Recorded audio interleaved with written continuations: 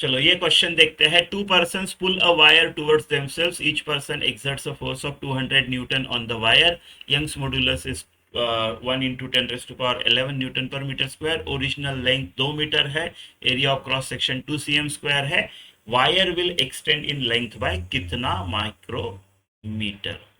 तो ये आपको चाहिए निकालना है। ठीक है, आपको एरिया दिया है, आपको लेंथ भी दी है, आपको यंग्स मॉडुलस भी दिया है, फोर्स भी दिया है। ठीक है, तो देखो इसमें जो फोर्स आएगा वो कितना आएगा। आप बोलोगे y is equal to force upon A upon delta L by L.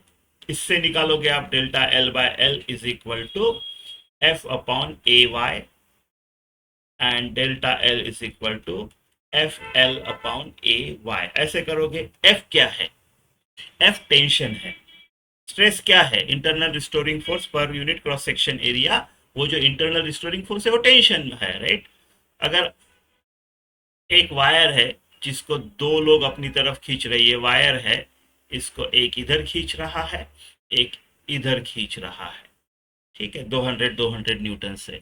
तो टेंशन क्या होगा?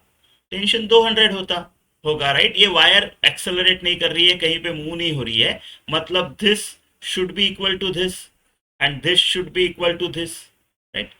तो T should be that force and it should be equal to 200 Newton.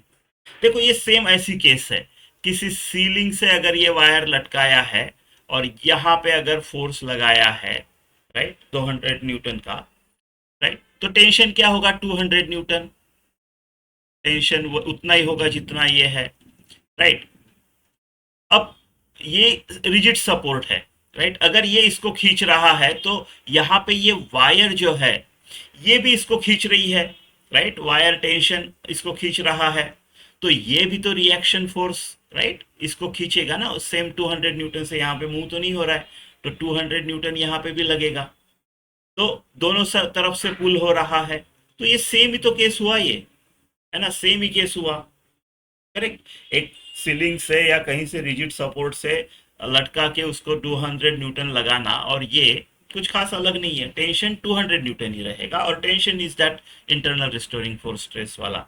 तो मैं delta L is equal to 200 newton, length है 2 metre, area है 2 cm square, तो इसका मीटर स्क्वायर कर लेते हैं। ठीक है, ये हो गया एरिया, और यंग्स मॉड्यूलस है आपका 10⁻11। तो ये आपका आंसर हो जाएगा। दो दो काट देते हैं। ये कितना हो गया? 10⁻7, यानी 200 इंटू 10⁻⁻7। मुझे इसमें चाहिए 10⁻⁻6 में चाहिए, तो ये कितना होगा?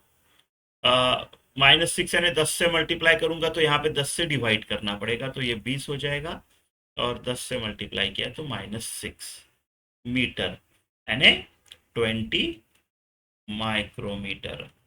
आपका यहाँ पे आएगा 20, ऐसा।